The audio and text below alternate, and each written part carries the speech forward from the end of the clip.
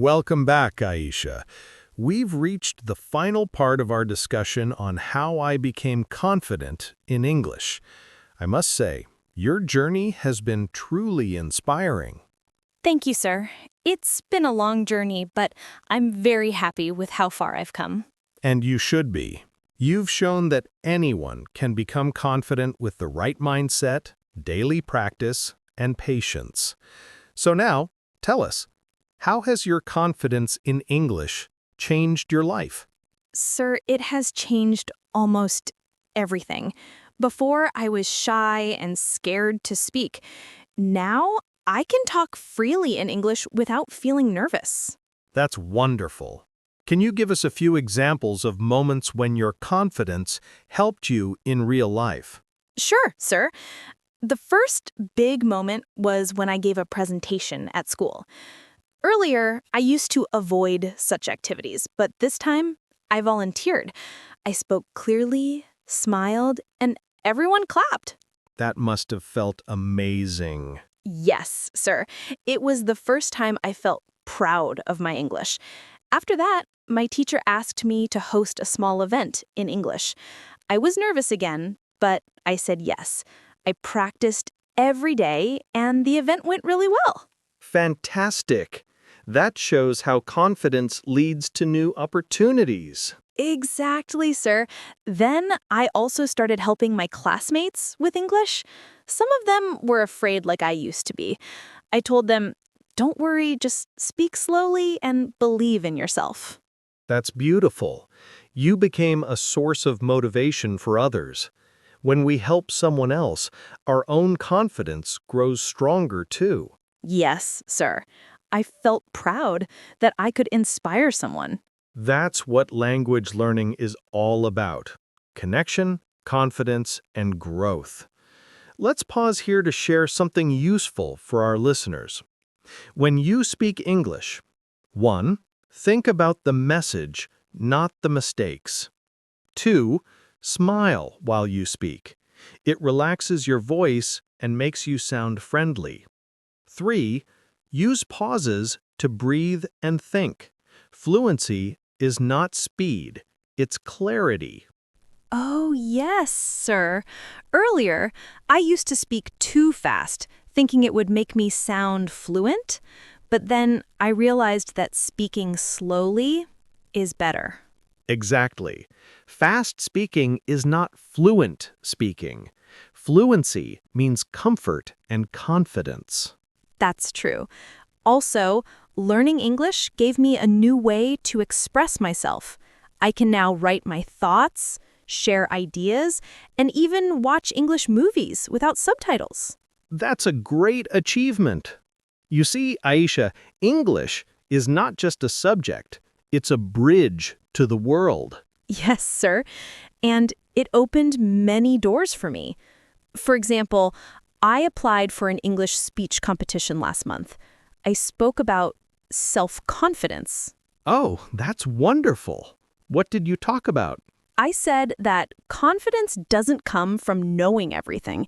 It comes from trying even when you're scared. I shared my story and told others to never give up. That's so inspiring, Aisha. What was the audience's reaction? They liked it. Some students even came to me after the speech and said, "Your story motivated us." You see? That's what confidence does. It multiplies. When one person becomes confident, others follow. Yes, sir. And that day I realized that English confidence is not only about speaking, it's about believing in yourself. Very true. Language is only a tool. The real power is self-belief. Let's give our listeners a quick grammar note. When talking about your life lessons, you often use present perfect tense.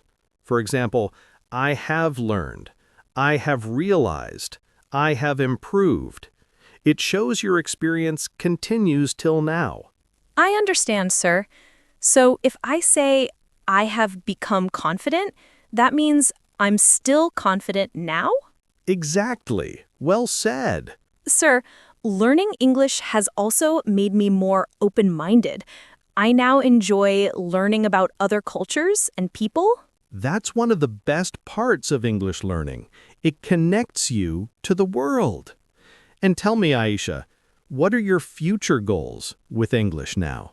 I want to continue improving my accent and vocabulary. I also want to start an online page where I help other learners speak English with confidence. That's an excellent idea. You'll be a great role model. Remember, the best teachers are those who were once learners themselves. Thank you, sir. I've learned from my journey that it's okay to make mistakes, but it's not okay to stop learning. That's a golden rule. Mistakes are your best teachers. And what advice would you give to all the listeners who are shy or scared to speak English? I would say, don't wait for perfect English. Start with what you know. Speak even if your grammar isn't perfect. Every word you say builds your confidence. Excellent advice. Confidence grows only through use. The more you speak, the better you become. Yes, sir. And remember, English is not just for exams, it's for life. Beautifully said. Let's end this podcast with a quick pronunciation reminder for our listeners. When you speak, make sure you open your mouth clearly for vowels. Don't speak in a flat tone. Use natural rise and fall. And practice saying full sentences smoothly instead of word by word. Oh, yes, sir. When I practiced pronunciation daily, my speech became more natural. Great. And here's one last mindset tip. Every day, tell yourself, I can speak English with confidence. This small sentence builds your belief system. Yes, sir. I still say that to myself every morning. That's the secret, Aisha. You've built not only English skills, but also a confident personality. Thank you so much, sir. Your guidance helped me every step of the way. It was my pleasure, Aisha. Remember, confidence is like a muscle. The more you use it, the stronger it becomes. Keep practicing, keep smiling, and keep believing in yourself. I will, sir. And thank you to everyone listening. I hope my story helps others become confident in English too. I'm sure it will. And to all our listeners, don't wait for confidence to come. Build it, word by word, sentence by sentence. You can do it. Yes, you can do it. Thank you for joining us on this episode of How I Became Confident in English. Until next time, keep learning, keep speaking, and stay confident. Goodbye, everyone. Goodbye.